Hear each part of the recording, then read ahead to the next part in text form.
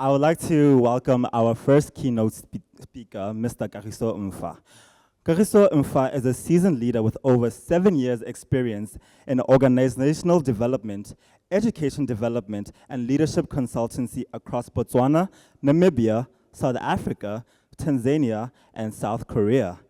He is the founder and principal consultant at Leadership Essential and has served as an advisor and former team leader at Empower, a student organization, and as a principal officer at Dawn Bell Academy. His impactful work in transforming young lives and advancing Botswana scholars globally earned him the 2023 Glitz Awards Best Styled Youth Community Developer accolade. Please give him a round of applause for that.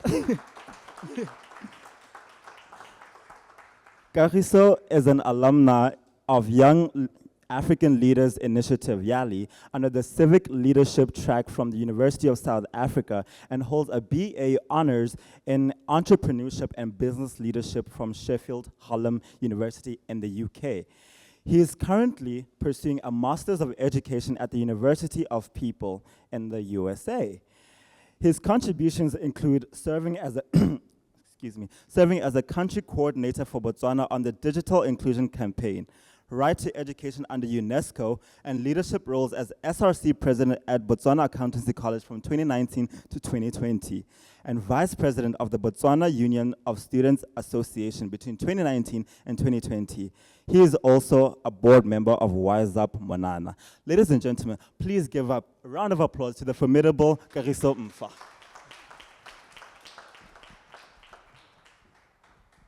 Thank you, thank you, thank you. Good morning. I hope that all of you are good. I've been given 20 minutes and I hope that I use exactly that and nothing beyond that. He has already introduced me, and a lot of the things have been said about myself.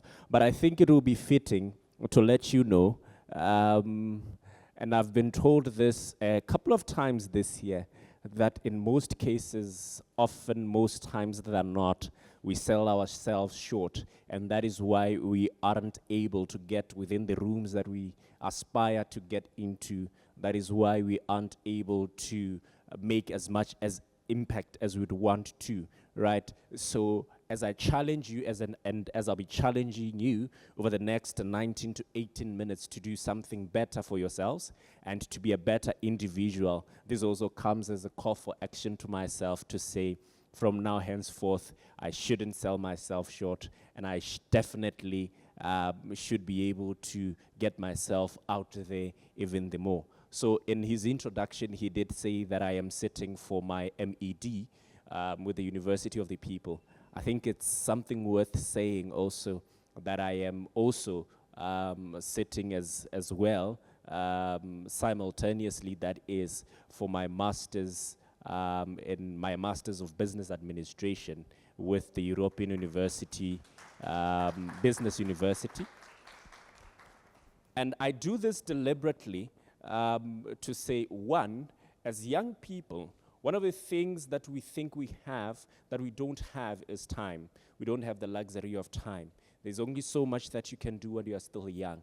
And after you've gone through the stage of being a young person, the opportunities that you have become limited. The opportunities that you have become slim. So while you still have the energy, while you still have the time, utilize it, and utilize it for the best, right? Beautiful. Thank you so much, Matlabano, for having me and your team. It is an absolute honor. We met somewhere at the beginning of the year and we hit it off.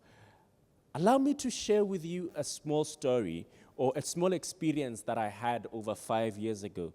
It was in June 2019 where I had hosted my colleagues from Sheffield, where they had come for an exchange in Botswana. After a month of hosting them, I would then leave for another month to Asia, that is South Korea and Hong Kong alike. And at being there, I got to interact and to be with other young people who are doing exceptionally well from across the globe. That is from the United States of America, that is from Togo, that is from China, Zambia, and a few other African countries that you may think of. And one thing that stood out for me was how a lot of these young people whom I were with in that particular room, or whom I were with throughout that time, were coming from underprivileged communities, and communities that did not have much. But they were doing so many beautiful things. They were doing so many great things. And one of the people that I met at that time was a young man from Malawi. His name is William Kamkwamba.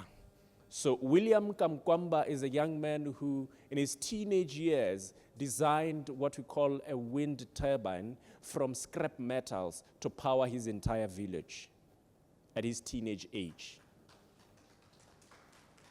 And in meeting this guy, I got to realize that he was able to power his entire village from something which would otherwise be termed as a scrap, or would otherwise be termed as something that we don't give much value or thought to. And I got to wonder, in Botswana, how much are we doing and how far are we going as young leaders to achieve the greater things that we think that we can achieve? Find beyond this young man, William, I got to see the life of those two different countries, that is Hong Kong and South Korea, to say, the city is alive 24/7. At some point, you lose track of time to say, is it 2 a.m., is it 10 p.m., because the city is as busy as it is in the morning, it would be at night. I got to wonder, what are some of the limiting factors that we have within our home country that stop us from achieving this? And I got to realize the innovation and the innovative-led leadership that they have. I got to realize the amount of discipline that they have.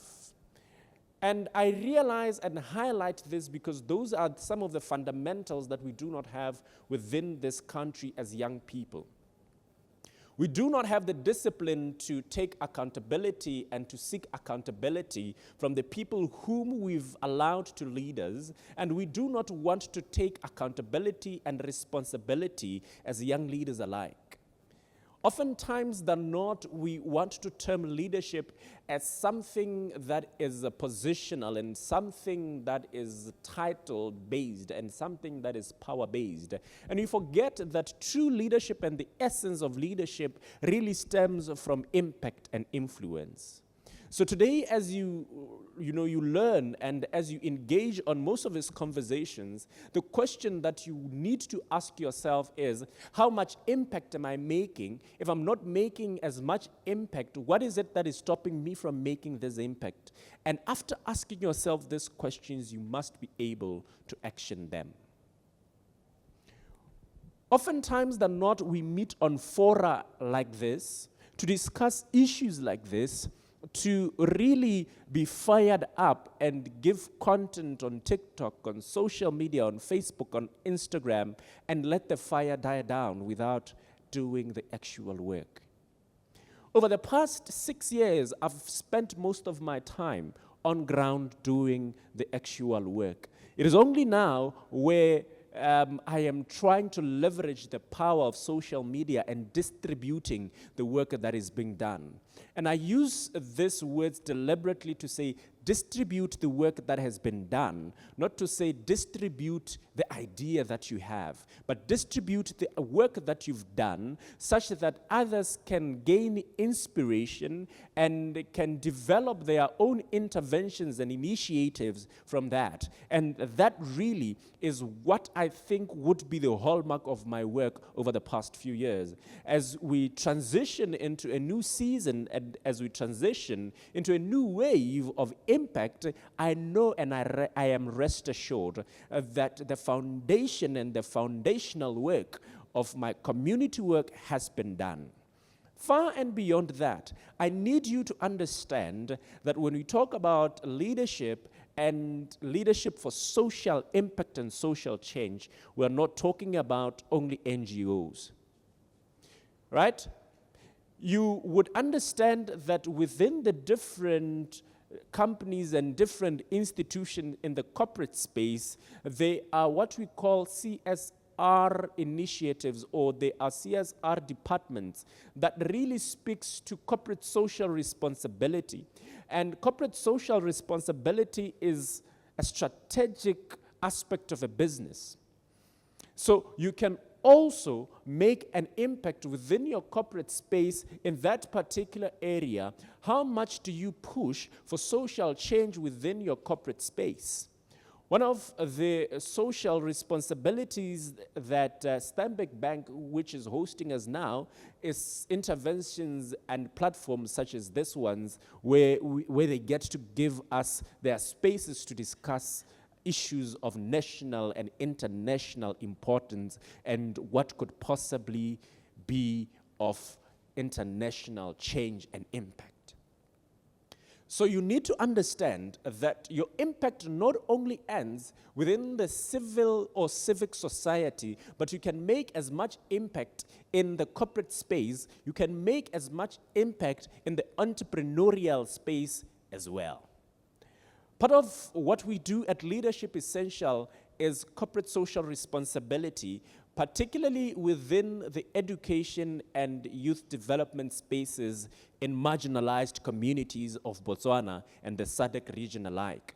And we've made a deliberate decision to say that this is what we are going to be using, not only to impact the lives of young people, but to also drive forward the impact and the credibility of our institution over and above the relationship and the connection that we have with our local communities. Such are questions that you should be able to ask yourself, and such are interventions that you should be able to drive forward. Now, as we move forward, I also need you to look into this particular thing called systems and succession planning. Now, more than anything, one of the things that we are really excited about as young people is having to own an organization, is having to own a startup, is having to own a project that is running, and that is run by yourself every day, 24/7, 365 days a year, for how many years that you would live. And you forget that true leadership and the essence of legacy is to leave something that runs and lives far beyond you. We have yourselves and young leaders who start projects. We have young leaders who start enterprises, who start businesses and fail along the way, because one of the things that they did not account for is what we call an exit strategy. How do you exit and how do you delete yourself from an institution that you have built, such that you know that you have equipped and trained people who own the thought, who own the opinion, and who own the project as much as you do, such that they do not need a constant oversight beyond your existence. You should aspire to create interventions and systems that you can be able to leave for a sabbatical and know that things are running smoothly. However, that should not be a quest for you to do within the first few days, the first few weeks, the first few months. It is something that is built, something that is piloted, and something that is tried and tested with trial and error over the first few years of your work.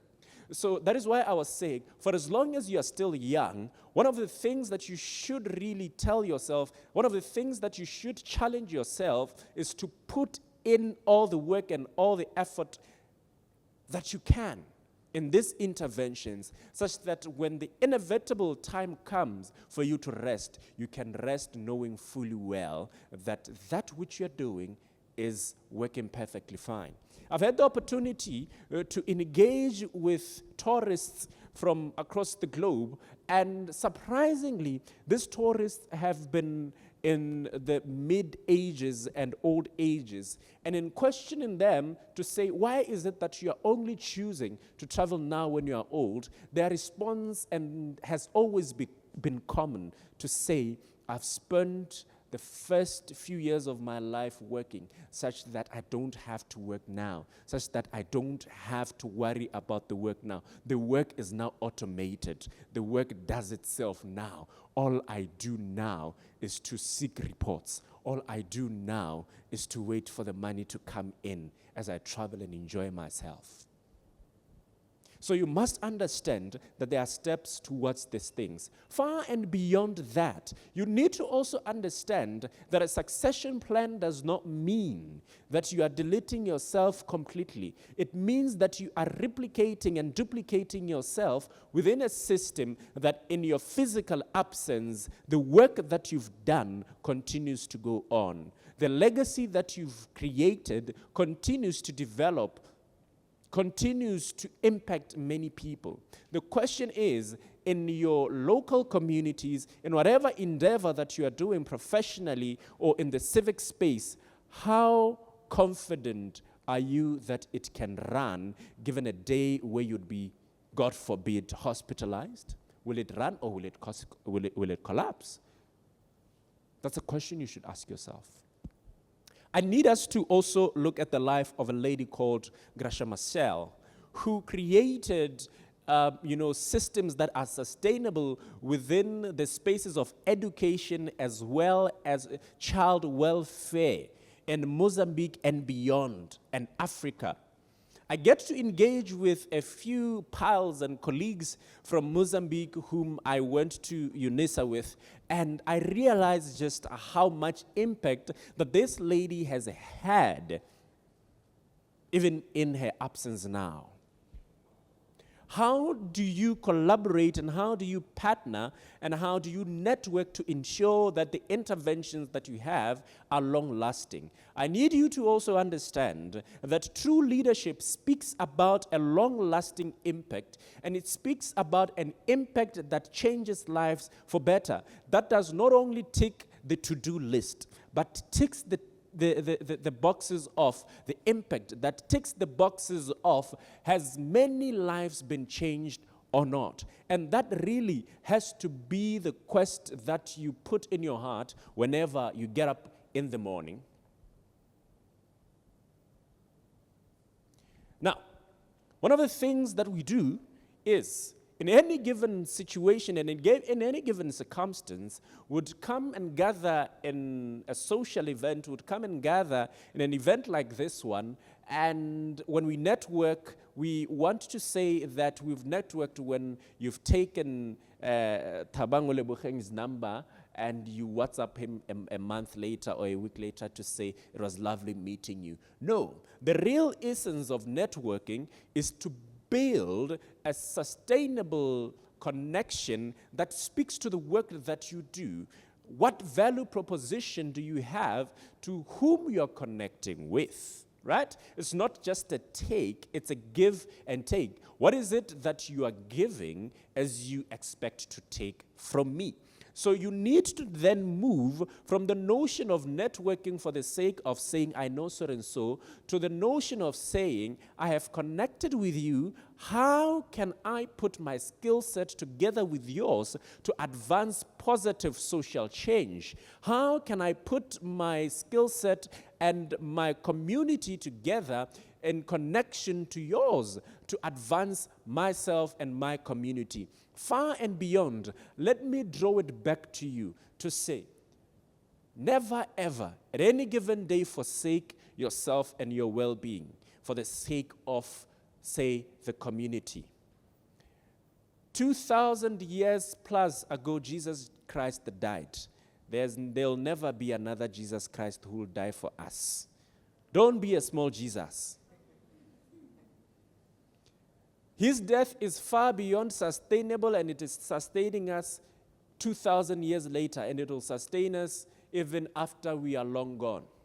I'm saying this to say In any given situation, in any given intervention that you make, it must be sustainable such that it would be able to self-fund as we go through the years, such that you don't sacrifice your family time, you don't sacrifice your identity, you don't sacrifice yourself and your wealth creation. As you create wealth for the nation, as you create platforms for other people, you need to also understand that you also need to experience this beauty for yourself as well. So there must be a balance in how you do these things. It is a shame and it is painful to see young people in Botswana claiming to be leaders and creating platforms for other people, yet they themselves are living raggedy lives.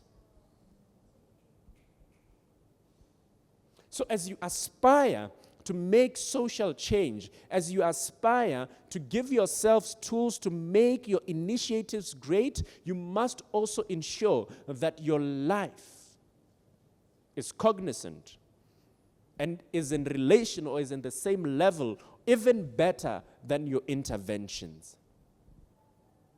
That is why it is always important to, at times, last week I was speaking at another engagement alongside Loaho Saleshando, and he said something that really sparked. He said, there must be a time where you deviate or you divorce yourself from that initiative. You must be known as Kagiso Mfa, an individual, not Kagiso Mfa of Leadership Essential. That is what I am. Who am I? So you must develop the who am I, right? So in conclusion, leadership is not about knowing all the right answers. It's about asking the right questions, probing the right things, living a life that is meaningful. Above all, it is about creating for yourself and creating for others alike. Thank you so very much. And we are back. I'm here with Kagiso Mfa, who just gave an amazing keynote speech, and he really graced us today, and we thank you for coming, for being part of our program, sir. Thank you so much for having me. Yes, so in your keynote speech, you touched on the illusion of time, how the youth may feel like they have luxury of time, but Totela in reality that's not the case. Can you touch on that? Yeah, so you realize that with time as we grow, we think that we can do some things next year, we can do some things the following time. But as you retrospect and you look back, you realize that so much time has gone by and you've done nothing. So when we say that we don't have the luxury of time, it really speaks to the power of the now, the power of doing things as and when they come and they appear, so that when new opportunities arise, you can, jump onto them without feeling the pressure of attending to them and those that you could have done in the past. Yeah. So what are ways in which the youth could be proactive and have good time management? Yeah. First things first is discipline, right? We really need to be disciplined in how we approach things. We really need to be disciplined in a lot of the interventions that we take. But far and beyond discipline, we need to be able to rise to a level of great professionalism, to not be casual with things, right? So when we are talking time, we are talking about not only yours, but other people's time. The more you delay yourself, the more you delay other people as well. So the very first thing is to be cognizant of other people as well.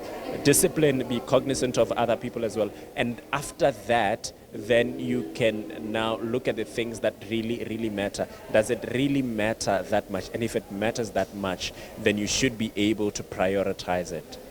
Yeah. So you're somebody that truly advocates for education, and in this day and age where people feel like they could be their own boss and stuff, why do you feel like education is still the key to success? Education is really not only about academics, I'll tell you. There's more to education than academics. It is an education where you get to socialize, to be socialized with different people. It is an education where you get to be exposed to different environments and you learn different interpersonal skills and interpersonal relations that would really put you on for life, right? And you need that society, you need that community for cognitive development, right? Or for intellectual development. That is why we advocate for education throughout your entire life. You can go to education through school. I advocate for school for those particular reasons. You can, do short courses now. Your mind needs to be sharpened at all times. So education is what keeps you relevant in today's time. And as much as you say you want to be your own boss, it's very important to keep on learning and be in a constant journey of acquiring new information and acquiring new skills and knowledge. Yeah. And so, as you know, we just started this organization here, PutYouthOn. What made you accept our invitation? I believed in your story.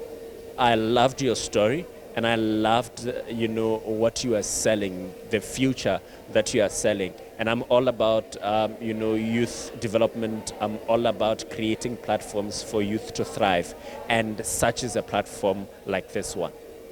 Yeah. And recently, this past week, you're on a famous TV show, Big TV, and you're on the morning show. How was that experience? It was a beautiful experience. I'll tell you that. It's a breath of fresh air. I got to talk about education, as you may, and I must tell you, the reception, the interaction that way, it was exceptional. Invite me again, and I'll tell you, I'll honor the invite any other time. Thank you for the sentiments, Mfa. Thank you so much. We hope to see you next time. Definitely. Yeah. Thank you. Thank you so much. I spent my day today with young leaders here at the Youth Leaders Workshop training, and I really enjoyed myself. I enjoyed the conversations that I had with them. We spoke about leadership, we spoke about sustainability in leadership, we spoke about creating legacies. More than anything, I enjoyed listening to other speakers as they trained, as they shared their experiences and knowledge, with the audience. And I must say, the feedback that we're getting, the questions that we're getting from the audience shows that young people are really eager to grow, that they are really yearning to develop themselves. And I must say that the future of this country and the future of this continent is in good hand should we continue like this. Thank you so much.